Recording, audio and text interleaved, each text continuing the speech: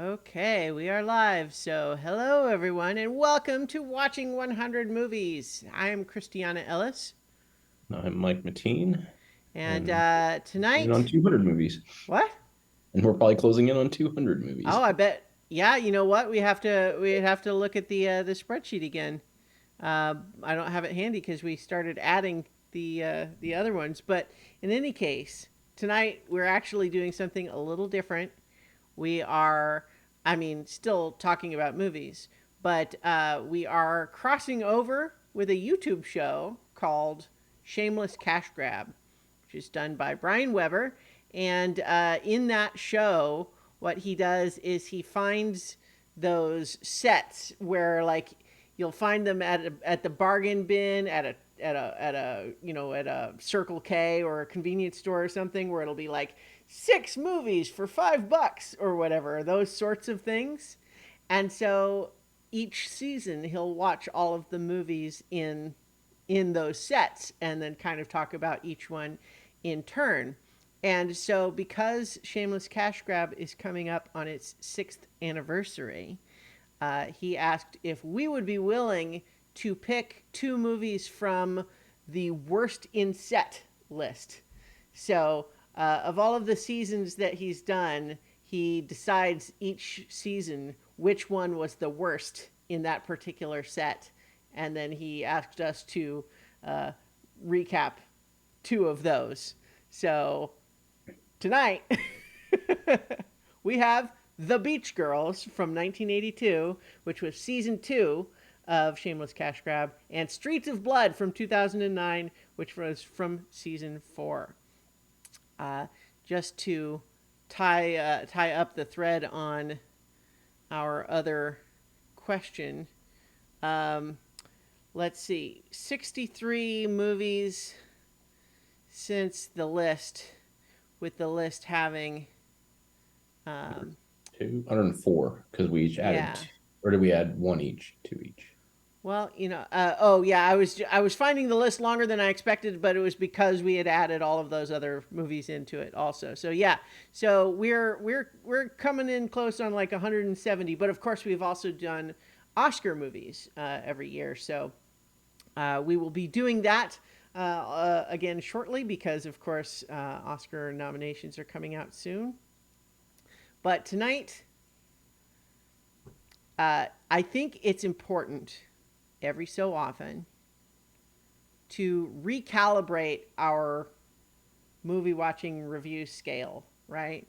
Because when we watch movies like for the Oscars, for example, we often watch movies that we might not have originally ever seen. And sometimes we like them and sometimes we don't. But I think of all of the movies that we've watched for our whole list, generally speaking, even the ones that we like the least are probably generally considered good movies by someone. You know what I mean? Like they're competently made, at least. I was trying to Right. think off the top of my head what the worst movie that we've talked about on the podcast is, short of the Oscars. I mean, we included Cocktail specifically because it was considered not to be one of the best Tom Cruise movies. Correct. That's probably is the worst one. Yeah, yeah. So, in any I mean, case, Mission Impossible 2, yeah, but but like some Mission people do Impossible like it. 2 has some merits, but it definitely doesn't pull together by the end, and it like gets worse as it goes, which is a pretty significant movie sin. Yeah. Um, we've talked about this before, but to be sure, a movie that starts mediocre but then gets great, you finish that movie much happier than a movie that starts great and then finishes mediocre. Yeah. But so in any case, though, we've got a couple of turkeys to discuss tonight. Unless I don't want to presume, would you challenge that classification for either of these 2 movies? No, no, I'll start with that. The Beach Girls was much less offensive to spend my time watching, though, Mm-hmm. Yeah, because it's kind of just it dumb. yeah, it didn't ever purport to be good. It's not trying to be good. Yeah. There are actually some times when I laughed, Hmm.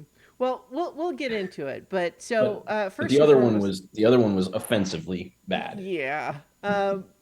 So And we can get into more of like exactly what, but yes. let's start first by just a brief recap of why we picked these two movies of the six presented to us. So, the six seasons that we were choosing from, the worst in set from season one was My Mom's a Werewolf from 1989. Season two, The Beach Girls. Season three, The Vampire Happening from 1971. Season four, Streets of Blood.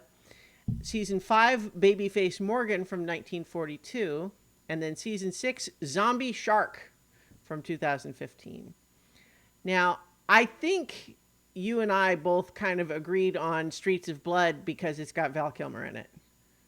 I mean, And and then Sharon like, Stone, yeah, yeah, Sharon it's like Stone and like, well, like 50 Cent, like, or is it 50 Cent? Are you supposed to say it like 50 Cent? no. Okay. Well, I hear people say it and I just like wonders like but it's not like spelled that way. So anyway, but yeah, like he's famous at least. Although I don't know that I necessarily I couldn't think, for example, of a movie that I thought he had been really good in, and he's just not great in this one. But Not a great actor. I mean, he had some popular songs. yeah, yeah, And like you said, he's famous, yeah. He made a but yes, video there game, I were think, all at some point. notable people in a movie that were like, I mean, I don't even remember having heard of this, much less like for it to be the worst movie that he watched that season. Mm. I, I'm curious, right? It was definitely intriguing. And then I believe we chose the Beach Girls just because it kind of had that like, It I seemed mean, like a contrast to Streets of Blood, and it did, and we have those memories of when you're young and watching HBO late at night, and that's yeah, the kind of stuff that that so comes when I on. had watched it, I Yeah, messaged you. It's like it's the sort of movie they used to show on HBO at 1 a.m. yeah. So it's like that's we're familiar with that sort of that genre. Mm-hmm. Mm-hmm. Okay, let's see how this movie kind of fits and how it holds up 40 years later, you know. Right, right. So I think that's where we came to choose these two movies from, and I'll say also that like I think it is perfectly sensible for us to talk about what's bad about these movies because they're not good. But at the same time, I found my impulse when watching them was to kind of try to find what I could to like in each. So rather than just start from the position that obviously they're bad and let's tear them apart, um, my instinct was to try to see what I could get out of it, even if it's a stretch. I 100% agree, and I watched that with the same instinct, Mm-hmm. and that is why at the beginning when you asked if I why I kind of put Beach Girls on a higher plane than Streets of Blood is because I could find more things. Like like watching Streets of Blood. Like I kept wanting it to be like it was so close to being good, but so bad Yeah, still. it's just it's a little bit like those videos where they have someone like they take all of the phonemes, like the sounds that English words make and the rhythms of it, but then they turn it to gibberish, and so it's like it's gibberish, but it's English language gibberish, if you follow me. Like that's kind of what Streets of Blood is. It's like it's trying to be a serious crime movie, but it's just it's incoherent. Which what you made me think of when you started giving that description was like bad lip reading videos, Yeah. and that description almost kind of fits too, right? Mm-hmm, Like mm-hmm. it it's like you have all this thing like going on, but like it's just not quite the real like it's not quite the dialogue, not quite the interaction that you expect. Sure. We And then actually throw in have a Brian in the looks like it's chat shot who. on an Oh, iPhone what? I'm sorry. and then throw in the fact that it looks like it's shot on an Oh, iPhone yeah. and Like an Yeah. iPhone that no one even has a steady camera on it or something. They're just holding No, it in that their somebody's like hands. just walking around Yeah, with, like it does look like like not that. actually trying to intentionally film the movie that's happening, that is just sort of accidentally catching these things. Yeah. So one brief note before we dive in for real. We do have actual Brian in the chat who says I did like Babyface Morgan. It's just that the rest of season 5 was better. Lucked out with that one. So Okay. good to know. We could have picked one of the good ones. But so let's jump right in. Do you want to talk about Streets of Blood first, or I don't, so let's do them in chronological order then, both season okay. and production. The Beach Girls, and I this is a movie that is currently free to watch on Tubi. You know, free with ads, which I mentioned partly because I recently watched Michael Mann's Thief for the first time, which is a great movie. Like that's a good movie. People should watch that movie. But the only place I could find to watch it was, you know, Amazon Prime's Freevee with ads. And those ads drove me bonkers because I was loving the movie and it would be this incredibly moody, dark, wet streets, neon lights, Michael Mann cinematography, and then, hey, who wants Applebee's? And it was maddening. But like with the Beach Girls, like the ads just didn't phase me at all. It was just all noise. Actually, I watched both these movies on Tubi. Oh yeah. Well, I think I did watch Streets of Blood there as well. I'm just commenting on it compared to Okay. Thief, where Yes. it bothered me more because I was actually enjoying the movie, I think. But I was pulling that up partly because although you can find various different logline descriptions of this movie, you know, wherever you look it up, whether it's like, so for example, on IMDb, it says 3 cute teenage girls head to a rich uncle's beach house for the summer to party, which is, yes, that's what happens. It does happen. Yeah. But I was struck by the log line that Tubi uses, which is robust friends Val Klein and Gina Tomasina join innocent Deborah Blee at her uncle's Malibu house, and I just was struck by robust friends. It's such an odd choice of adjective. Yes. But yes, so that's the plot. It's the standard, you know, dumb 80s sex comedy sort of thing. I mean, it's trying to be like I think Hard Bodies was one of the other ones in the same set that Shameless Cash Grab did. But you know, just any of those movies like Porky's or whatever, right? Like that's what it's doing.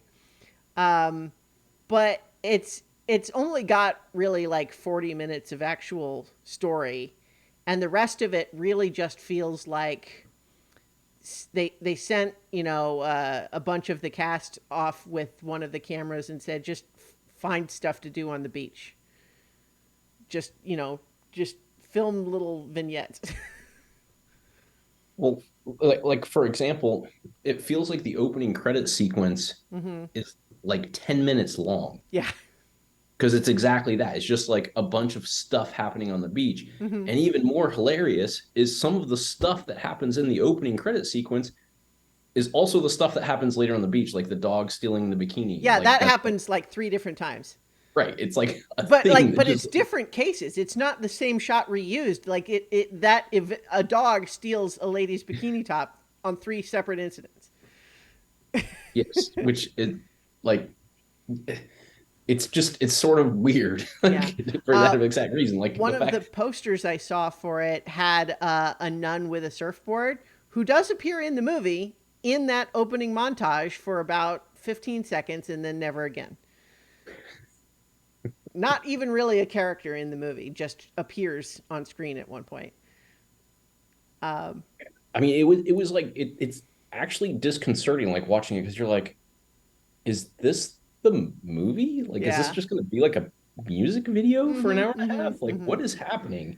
Yeah, and so one of the other things I said about this movie when I was messaging you about it was that It's about what you would expect, except simultaneously 10% better and 10% worse. And what I meant by that was just that, like, the movie itself is just sort of exactly what you would expect it to be. But every so often there'd be just a little bit, just a little piece of a scene or some slapstick stunt or whatever that was actually kind of clever and made me laugh, or was not clever but made me laugh anyway, just well executed.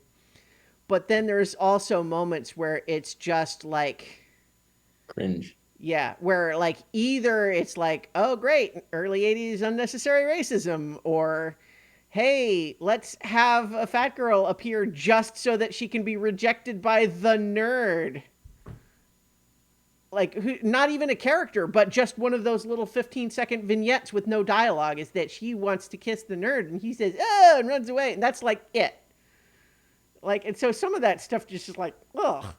That's, but Or it's again, it's like like, what I was and don't they? talking. Doesn't one of them like sleep with the uncle to like get him to like let them keep partying or Oh, something? Like well, so yes. that's kind of That's off. that's in actual plot stuff where like Yeah, the but it's still sequence of off. event. Yeah. Oh yeah, I mean the sequence of events there is that this uncle. Well, so one of the things that's interesting is the pacing of this movie is all off, partly just because it's a mess to begin with, but it starts off very clearly with the girl whose uncle's house it is the innocent one, right? The bookworm. Yeah, and doing all the classic stuff. She's got the dorky glasses, she's got her hair in weird braids, and it's setting us up for the like the big reveal makeover that, oh my gosh, when she lets her hair down and takes off her glasses, she's pretty, right? Except that they do that in like the first 20 minutes and then she's just normal after that. So it's not like they wait to the third act for the reveal or anything. They just like they don't even have any patience to carry out their own tropes. No, and then and all of a sudden she's like not dating, but like basically dating like the hitchhiker guy that they like picked up, who's like a Yeah. good looking guy. Yeah, like Well, and like the big sort of like the central conflict, the arc for her character is basically all of her other party girl friends think she's uptight. And like they're quick to say, but that's not like you're a prude. You just don't take chances. You just don't. You're not willing to let go, like that sort of thing. Like, and so she kind of her arc is kind of struggling with, well, is that true? Should I be different? On the other hand, some of the things my party girl friends are doing is kind of out of control, so I'm not sure I want to be like that. And so that's kind of her arc with that, right? And I think that the guy, this hitchhiker they pick up, whose name was Scott Daniels, because just there's just a straightforward dude name, Scott Daniels. Um, he is, only it had been Chad Daniels. Like yeah, Thorn Waker, no like better. he, first of all, even though he is picked up by the party girls on their way to the house, right, and has no real business being there except that he's invited along. But he, as soon as he meets her, is uh, is just like he seems really only interested in her. Um, and I kept kind of waiting for him to, at some point out to her, I've been hanging out with just you, watching you wrestle with whether or not you should be like the other girls that I'm not hanging out with. Hello, I'm right here. Right. But at the same time, the movie can't quite wrestle with that either because it still has him thinking that, well, I don't know, maybe you should take more chances. So he's kind of parroting that same line. But at the same time, I almost feel like there's maybe the tiniest bit of actual nuance in that micro piece of the movie. Because, it doesn't, for example, make him ignore her until she lets her hair down and stuff, right? Like he's into her right away. And he pretty much he stays with her pretty much, right? Like he doesn't really ever waver. In fact, the only time he ever sort of disapproves of anything is when she decides, "Fine, I'll just be the party girl," and he's like, "Whoa, hang on," because but so like yeah, but like that's that is bending over backwards to find anything, right? That's because for the most part, what's going on is, there's that happens. The two girls whose names are Ginger and Ducky, the friends, and it's actually not even clear that they really were her friends in high school. So it's not like they kind of imply that they're sort of taking advantage of her by showing up to this place. You know what I mean? Like it's like she didn't even really want to invite them. They kind of invited themselves. Is kind of the impression. But Okay.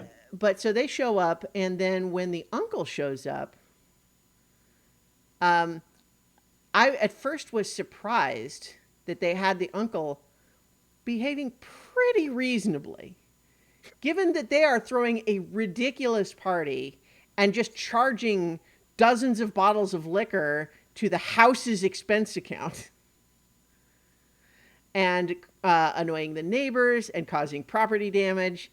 And he shows up and he's basically like, well, I'm not mad because I know you're young, but I feel like you're a little out of control, and I'll be very reasonable. I won't make you kick everybody out tonight.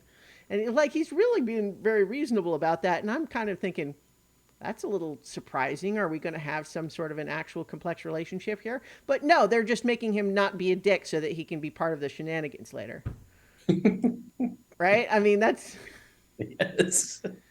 um, because of course he is saying that eventually all of them have to leave, including the two, the beach girls, Ginger and Ducky. And so Ginger and Ducky decide they need to seduce him in order to get him to let them stay.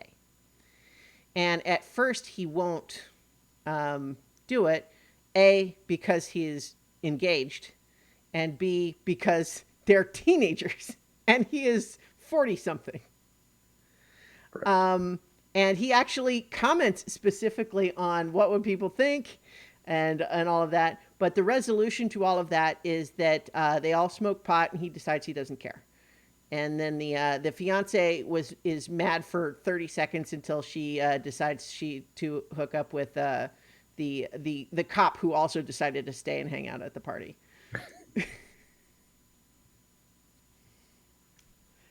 And Yes.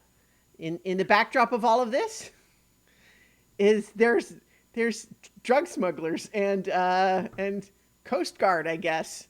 Um, I guess they are Coast Guard. I wasn't. Yeah. yeah, I don't. I mean, it's a whole thing with the most inept drug smugglers ever. Although I have to say, uh, I'll come back to this, but they were responsible for one of the biggest laughs I had in the movie, honestly. But the whole premise of that story beat is that we've got these guys who are smuggling pot, of course, um, and they're trying to get through this area, but the Coast Guard's in town, and they have Captain Bligh is this ridiculous guy who likes to he has these ball bearings that he does those two when you like circle them, but basically they use that as he's constantly doing that, and they use that to make a lot of puns about him playing with his balls, etc. Um, and he's just this ridiculous martinet, goes by Captain Bligh, but he's determined he's going to catch these smugglers.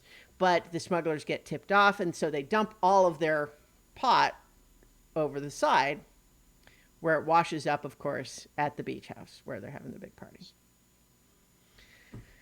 And and then of course, so that just gives us the Act 3 stuff where the Coast Guard um, raids the place, seizes all the pot, and of course, because this is what you do with seized marijuana, is you Set it burn on it on the fire. beach Yeah. in a big bonfire Yes. with everybody standing around. That part was that was stupidly funny. Yes, it was definitely one of those things where it's like it makes no sense, but at the same time, when you're watching this movie, it is what you want to have happen, right? I mean, when I saw them doing that, I was like, oh, good. Like that's the right call for this movie. That's what should happen, as the story has been established. Um, of course, we get into like the Coast Guard are all too square, so basically they only get paranoid from the pot, and they kind of do their weird freakouts about it, including apparently Captain Bligh has flashbacks to World War II or something because this Japanese limo driver suddenly freaks him out. Like, like, and it's clear in context that that's what they're going for, even though this movie's set in 1982. Uh, this guy does not have flashbacks to World War II. But in any case, yeah, so they all get run off, and it seems for a second like there's going to be another escalation with the pirates coming through again, right? But what happens instead? No, they just see, oh, the Coast Guard's here again. Let's dump all of our pot again. And sail away, at which point the pirate captain says, that's it. This is too dangerous. I'm going back into politics. Which is just like... I mean, it's so dumb, but it is the state of mind that this movie puts you in. Yes. I will say that to that point, there was a one-liner that kind of kick-started it for me, Yeah. like, because again, the movie was sort of odd to begin with. It has Yeah. a long early montage. It's this random pickup of this hitchhiker.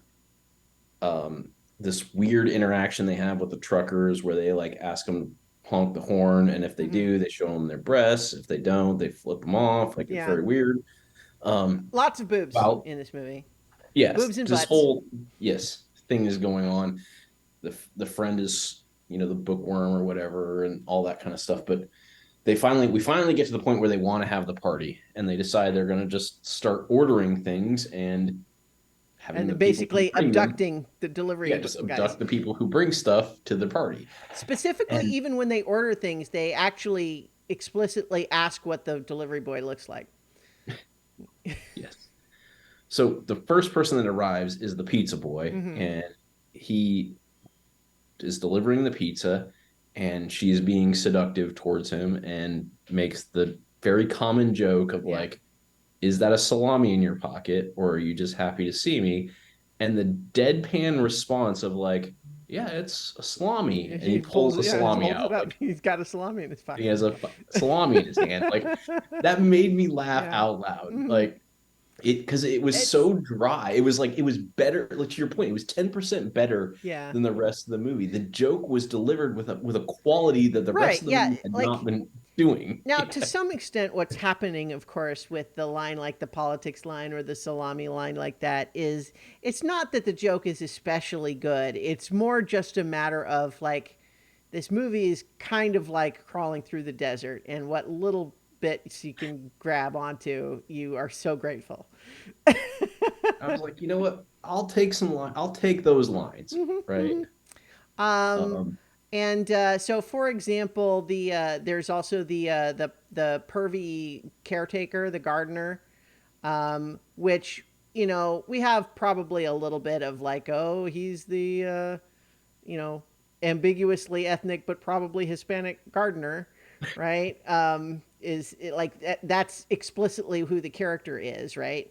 But his whole deal is that he wants to peep on all of the sexy ladies, but he keeps having mishaps and things keep happening to him, and he gets paint poured on his head, and he falls down the stairs, and so as a plot device, it's not great, but at the same time, some of those slapstick bits are pretty funny. When he fell down the stairs and then a second set of stairs. That was pretty good. And then again, even though we can't really excuse the 80s casual racism stuff element in all of that, when all of a sudden we have him getting into a fight with the drunk Japanese limo driver, and then they fall in the mud and now they're mud wrestling. I was at like, again, it's so dumb, and yet at that point I was really just like, all right, sure. Yeah. Yeah. So in any case, lots of boobs, lots of butts, lots of bad dialogue, lots of cutaways to things that have nothing to do with anything else except that it fills 3 minutes. And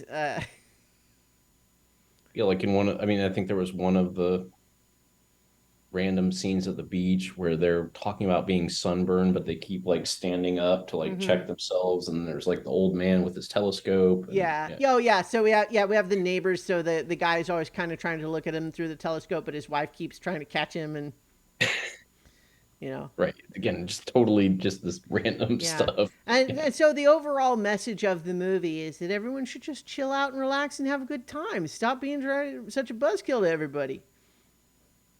The end.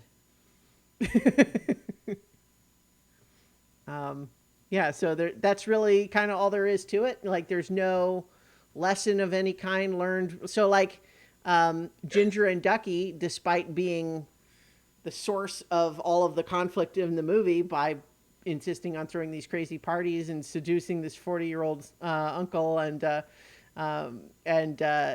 causing all of these problems, inviting, bringing in all the drugs to the house and kidnapping delivery boys and all of this sort of thing. There's no point that, so not merely do they never learn a lesson, but there's really not even any point that anyone ever actually says anything to them about that behavior. So it's not even that they just don't learn, it's that nobody even really ever challenges them on it. It's just like, no, like nobody even ever talks to them about it. The extent of it is that they are concerned that the uncle will ask them to leave. And I don't think there's not any other conflict at any point with them. But yeah. So this is a bad movie. It's not good. Like has, I feel like even if someone just wanted to watch sexy ladies in bikinis, there are better movies to watch, probably better Yeah. versions Oh of what yeah. this is trying to do. Yes. Yeah.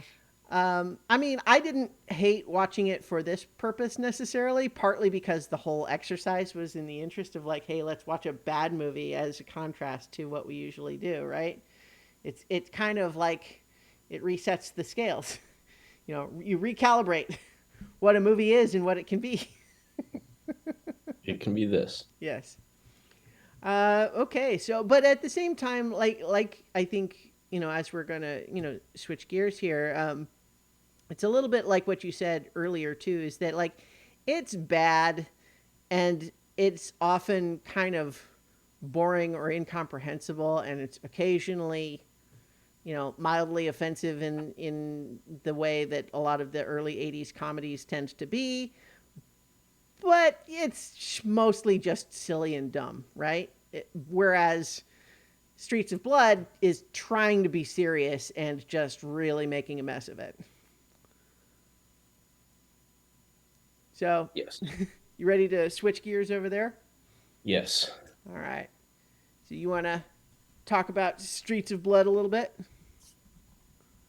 So Streets of Blood, I'm going to go out on a limb here and say it's trying to capture some of the training day hype, Hmm. with the corrupt cop, like, and you brought up Michael Mann earlier, right? Like trying Mm-hmm. to showcase a city and like the underbelly of Yeah. society and the cops and the corruption. Like it's got kind of that feel of like what it's trying to do for New Orleans. And it's very, it's post Katrina, Mm-hmm. which, well, it sort of starts in Katrina, Yeah.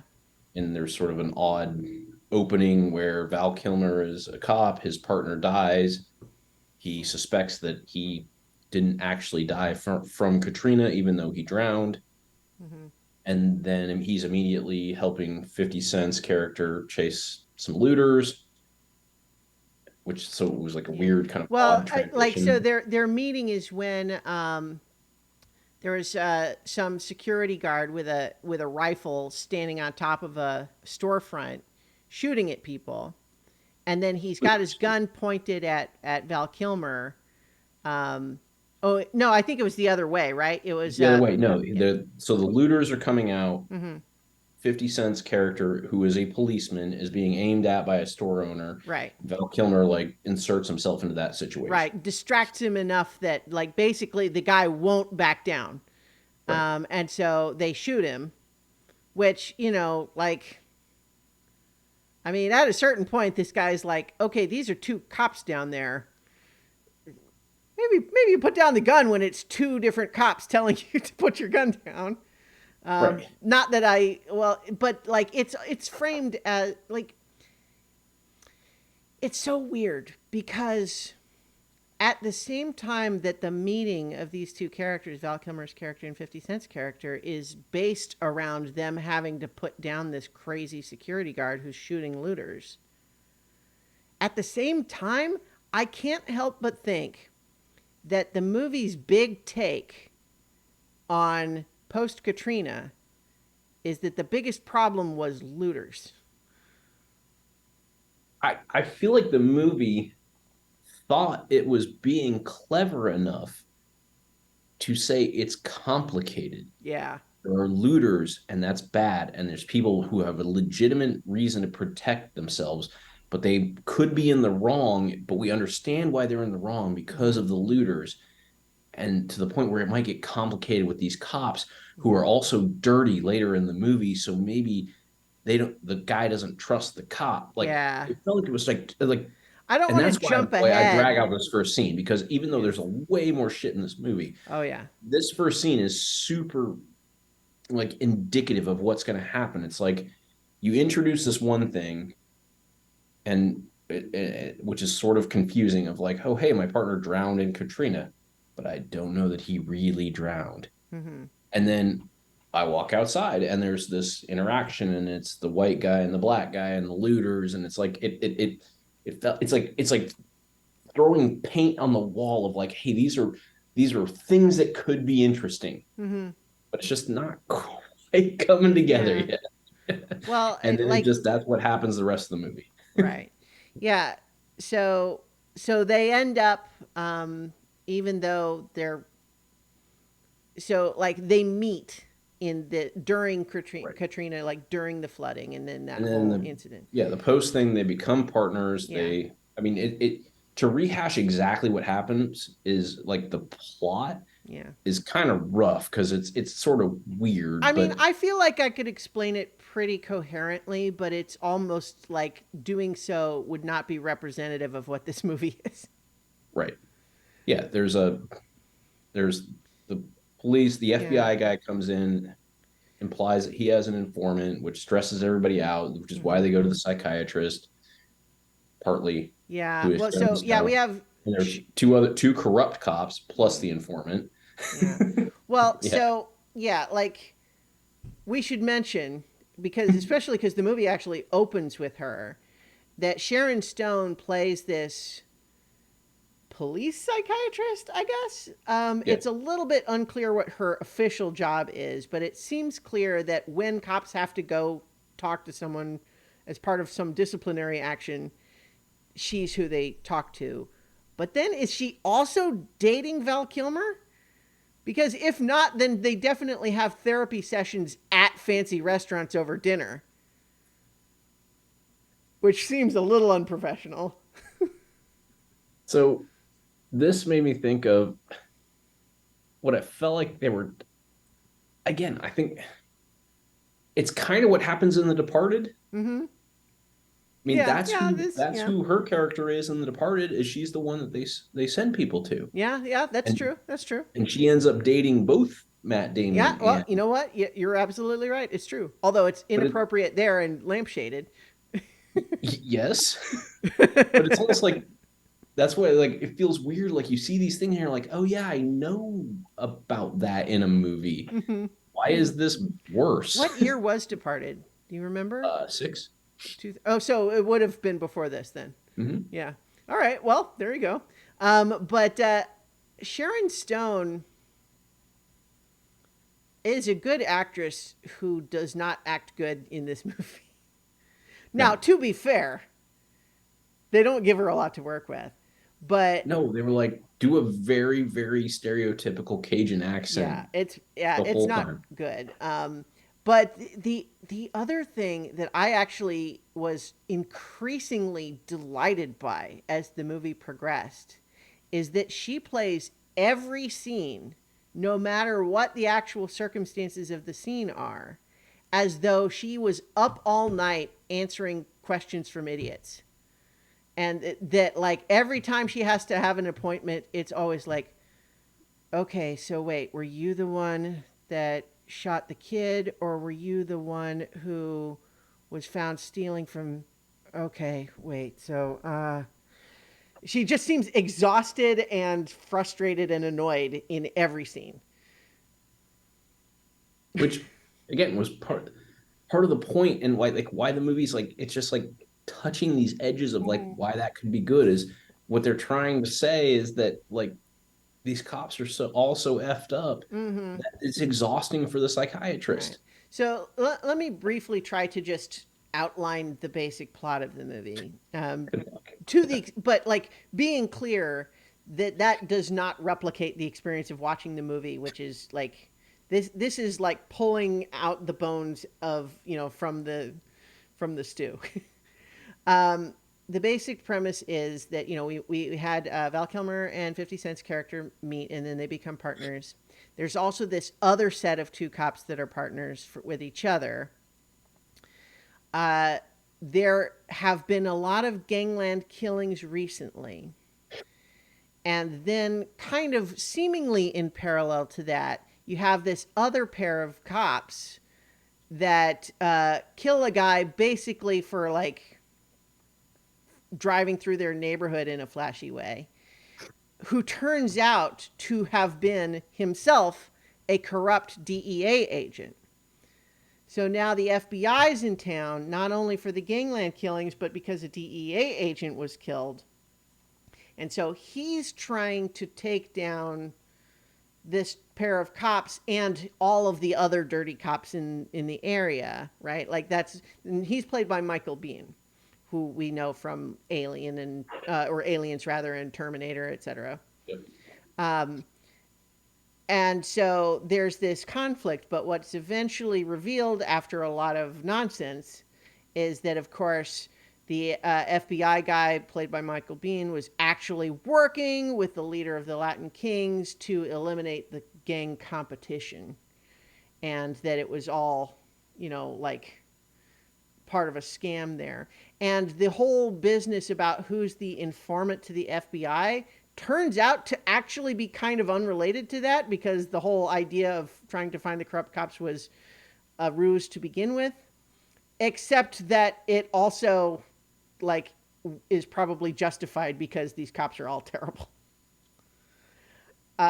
So ultimately, the what happens is that they catch Michael Biehn's character and kill him in a shootout at about the same time that Val Kilmer realizes that 50 Cent's character is the informant and has been injured in the shootout, but then Val Kilmer finishes him off because basically, like, I guess it seems like it's like half punishment for being a rat, but also it makes his own story simpler. And one of Val Kilmer's whole running bits through the movie is how there's complicated, messy situations, but he comes up with the simple way to say that it was all justified. And so getting your story straight so that you can explain what happened afterwards, even if that story is complete fiction, is like his whole thing. That's his one trick that he does all the time. Right. Which I feel like the movie's even trying to be complex enough to say that that's actually what happened to his first partner is Yeah. that he is the one who drowned him because whatever they were doing, it made that simpler. So Or he was I an didn't pick up informant or on he was that, but I corrupt or like I whatever. would. He had a problem with that guy. And Mm-hmm. because the opportunity of Katrina presented itself, he drowned him like that. I feel like the movie's trying to like Yeah, leave us with that there. I don't like remember what the line was that made me think that, but there is one in there. I wouldn't be like surprised. collecting it Like, back. Yeah. I didn't pick up on that because we kind of open with the movie with him like finding the dead partner, right? Yeah, I know, Who's but there who's was like something. bloated and messed up because he's been in the water. Yeah, I wish I could remember. I I didn't mean, I like would take I detail would enough. believe There it. was something that happened later in the movie Hmm. that made me like think that. And I Right. mean, I'm not going to go back and rewatch it, so I can't Right. defend it. Well, I think maybe what happened is that he left his partner in a position to get killed as opposed to doing it himself, maybe. But Yeah, it seems like maybe something that's his character would do. But like ultimately, we also have a lot of business with their captain, who's literally named Captain Friendly, which like is I want to say too clever by half, but it's really like not clever enough by half. More like it's too precious, right? Because the whole idea of like officer friendly is like a whole thing, and so Captain Friendly, and so, but the thing is, there is a scene with him and Sharon Stone where the whole bit is he knows from the FBI that the FBI are going after some of his guys, and he thinks that they shouldn't. But if he tips them off that the FBI is looking for them, then the FBI will know he's working with the corrupt cops, and that's his dilemma basically. And so he's kind of telling this to Sharon Stone on the basis that he's kind of hoping that she will therefore go tell them instead. Because of course, what the captain should be doing is helping his corrupt underlings avoid being punished for their corrupt behavior. But I think he kind of sums up what I think the movie's ultimate mission statement is at one point, where he acknowledges that they do lots of bad stuff, but they're doing it for our side. And as soon as he said that, I was just like, whoo. And whose side is that, Captain Friendly? Who is the side that you're talking about here? Like,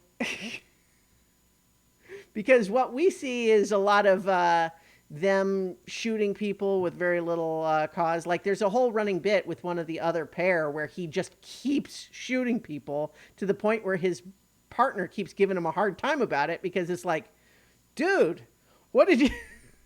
Okay, I mean, I guess I'll help you figure how to cover this up, but come on, man.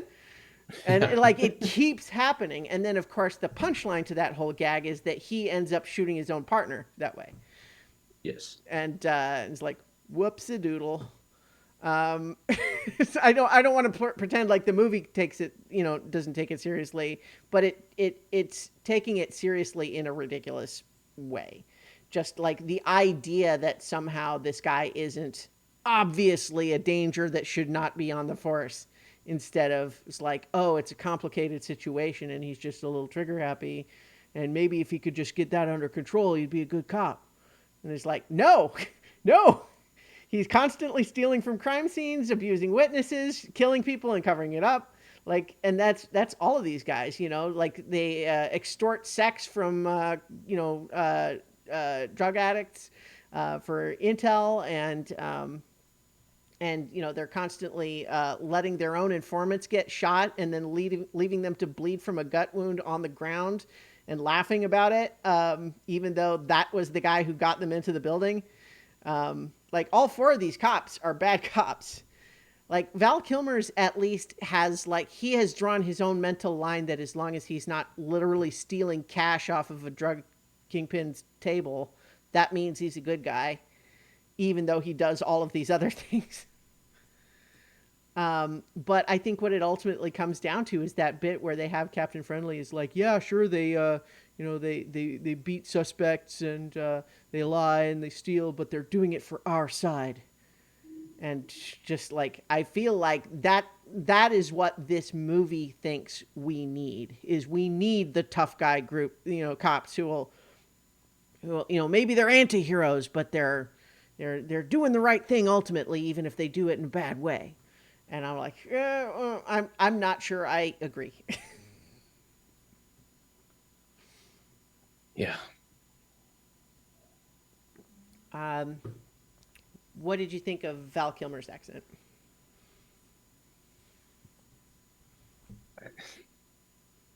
I mean, it was he wasn't. I mean, the character is odd, Yeah. right? Like Mm-hmm. he has to deal with because like you said, like you already described everything. He's trying to make him like this anti-hero who has like his own unique set of principles that like help him get through this like tough world, but it's like but he's not really a good guy, that you're Mm-hmm. not really rooting for him. And he kind of plays what that's supposed to be. I mean, it's the same as like you describe with Sharon Stone's character. Like Mm-hmm. he delivered what was asked of him for this. It's just a Yeah. terrible character. I feel like he handles the accent marginally better than Sharon Stone Oh, he does. definitely does that. Yeah. Yes. Um, Thankfully, they just go ahead and have 50 Cent's character be from Chicago instead, so he doesn't have to even try the accent. I can't imagine him. My guess is that I doubt they even thought to ever ask him to do it, No.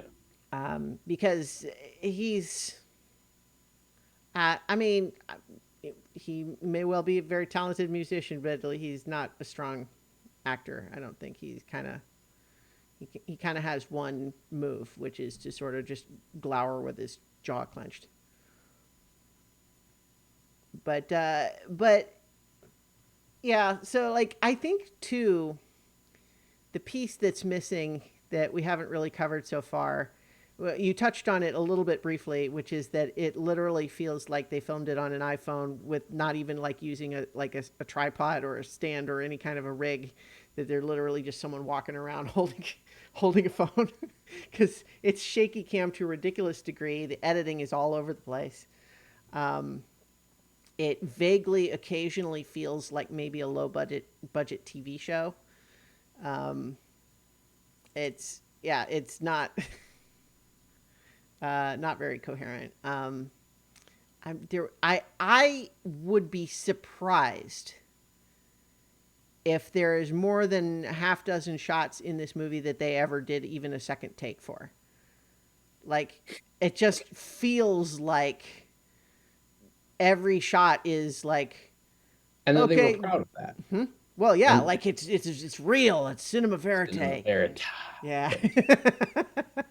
But yeah, it just like there's a dozen different scenes, which is just this other pair of cops is like, sure, just ramble to each other for 30 seconds, and we'll follow behind you with a shaky angle, and yeah, that's good. We got it. Let's. What's our next shot?